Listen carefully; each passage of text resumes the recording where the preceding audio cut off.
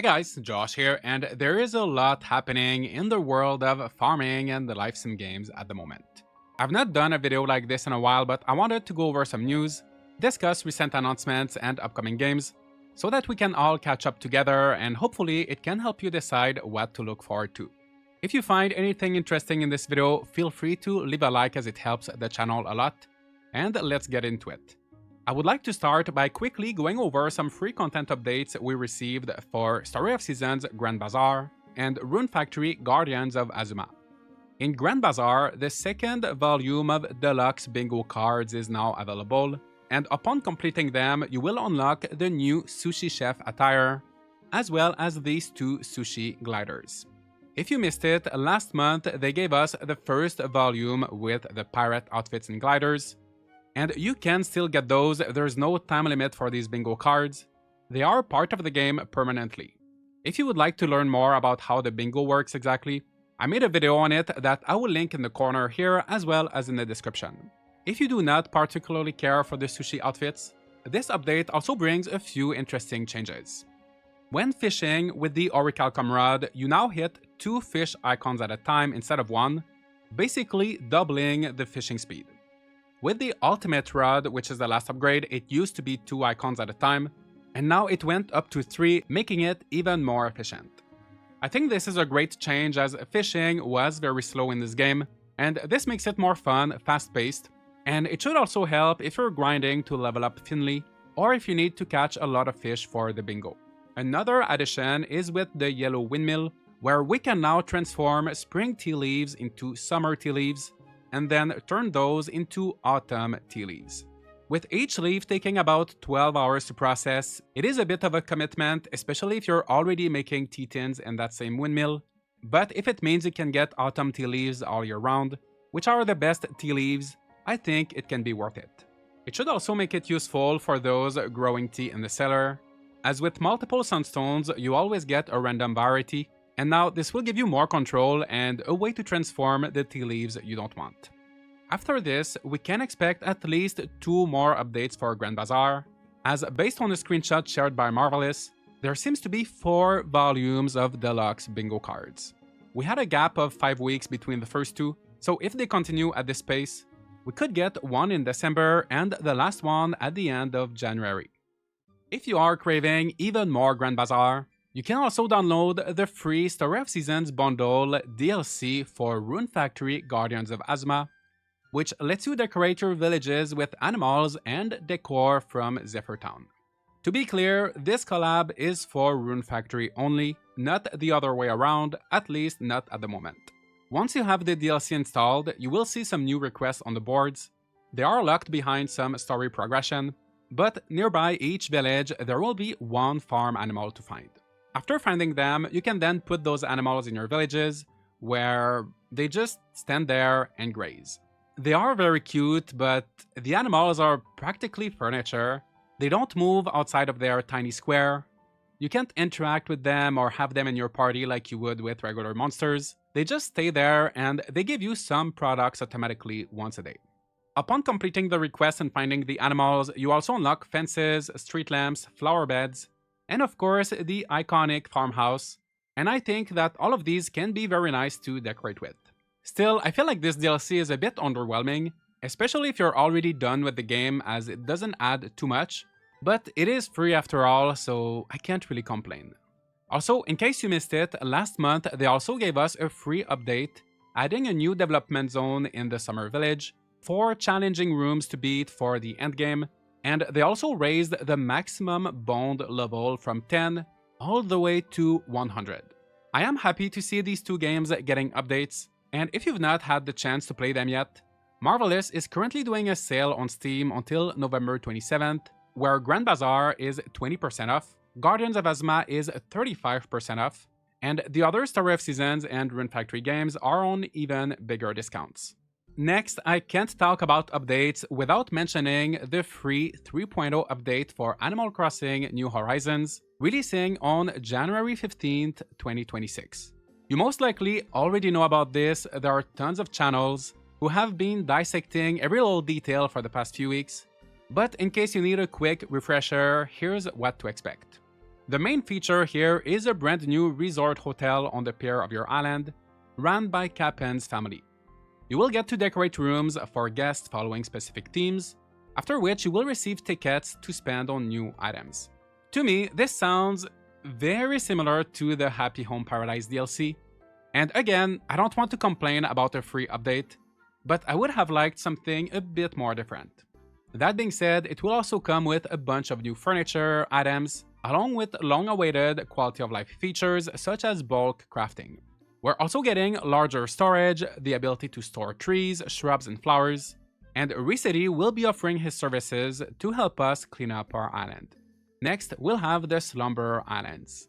Similar to a creative mode, each player will be able to freely build and decorate up to 3 Slumber Islands, where they will have instant access to any piece of furniture, trees, villagers, without having to worry about resources and materials. This will also let you decorate with friends, and I think it will be great for anyone who plays mostly for the decorating.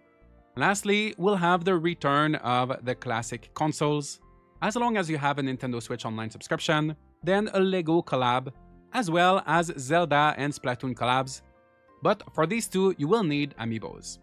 Alongside this free update, there will also be an upgrade pack to the Switch 2 edition for $5 USD.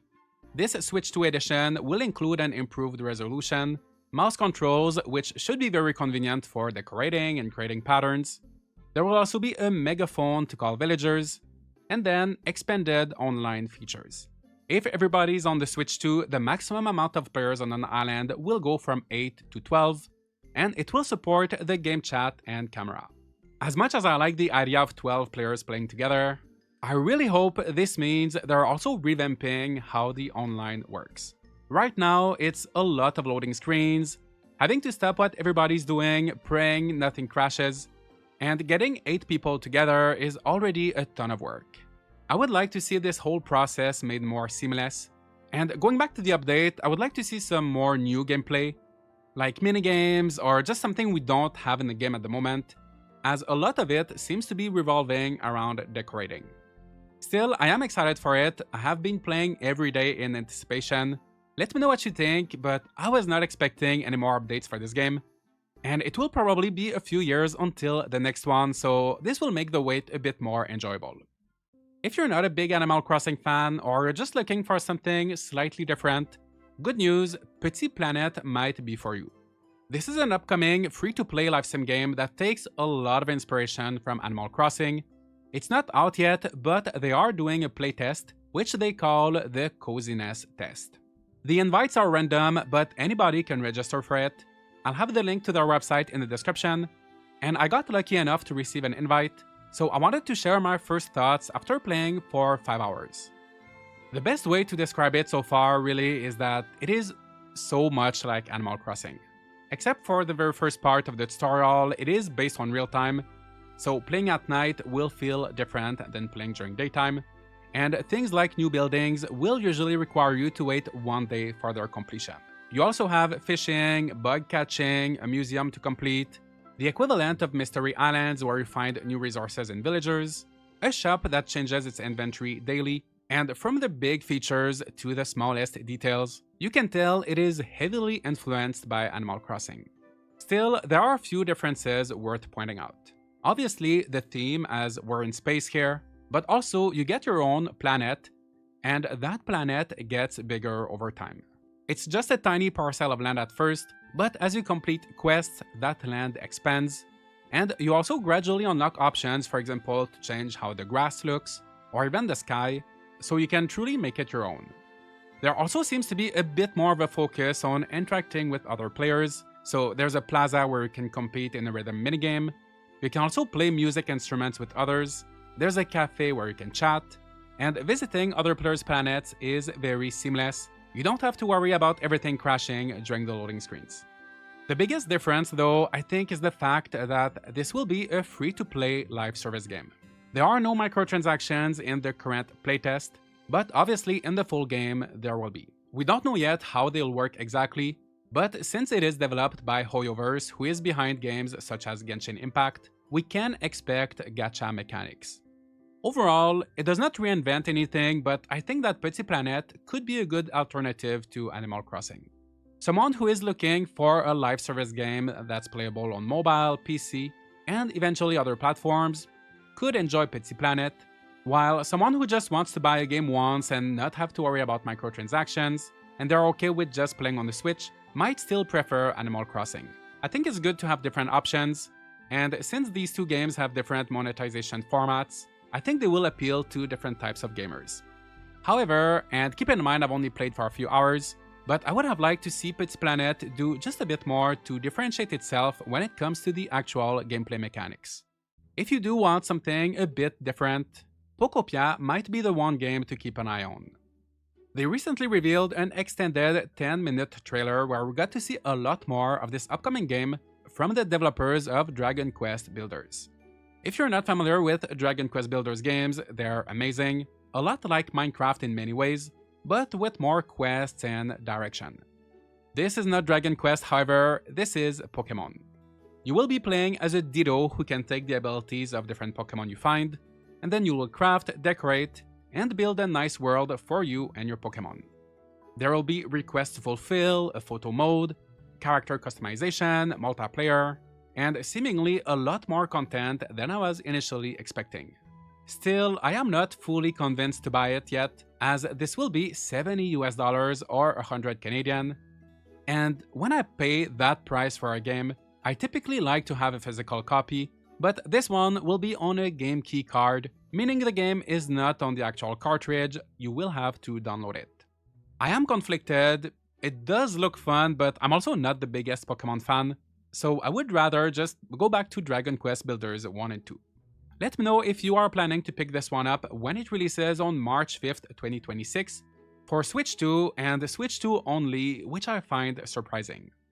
The last game I would like to discuss today is Farnia Village. This one was announced about a month ago, and it is a farming sim RPG being developed by Shinichi Manabe, who was lead programmer for Rune Factory 3, then director of Rune Factory 4, along with Takanori Tsuji, who was a writer for both Rune Factory 3 and 4.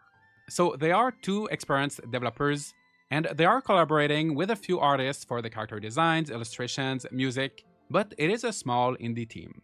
As you can see, they are clearly trying to recreate the feel of these older top-down Rune Factory games. The way you pick up all of the crops and throw them into the shipping bin, the way you charge the farming tools, even how the combat looks. There is no denying the inspiration, but it makes sense knowing that these developers worked on those titles, and I think there is room for something like that, since the Rune Factory series has moved on to full 3D. Just like in the Rune Factory, there will be festivals, romance, dungeons, a variety of weapon types, monsters to befriend, and of course, crafting with tons of ways to customize your gear. It will be leaning into the RPG elements, and if you like challenging endgame dungeons such as the Sharon's Maze, there will be something similar here with the Mysterious Ruins that will be procedurally generated, and of course, there will be a variety of handcrafted dungeons as well. I am looking forward to seeing what they will do that will be different from Rune Factory, but I like what I'm seeing so far. Also, as you are watching this trailer, you should know that the character portraits here are just temporary sketches, but in the full game, these drawings should be a lot more polished. It will be a while before we can play Farnia Village as it is being made by a small team, and they are thinking it will take about 3 years before it's fully released on PC. If you are interested in backing this project, I will have a link to their Kickstarter campaign in the description. Oh, and one last thing for real before ending this video. I was going to forget, there is no exact date yet, but in December, we should be getting a free major update for Fantasy Life I, The Girl Who Steals Time. The update, called The Sinister Broker Bazaar Schemes, will be adding new story content, a new character called Bazario, and a darker version of John Ormosia with new quests and dangers. There is so much on the horizon, let me know which of these games or updates you're the most excited for. Personally, I've been loving the bingo in Grand Bazaar, and I am having a great time returning to Animal Crossing, but when it comes to new games, I'm very excited for Farnia Village. I also wanted to let you know that I will be away for most of the next 2 weeks. I do have one video scheduled for later this week, but otherwise I will be fully returning in December. I hope you all have a nice Thanksgiving if you celebrate that. Otherwise, I hope you're playing tons of fun games. Leave a like and subscribe for more content like this, and I'll see you all in the next video.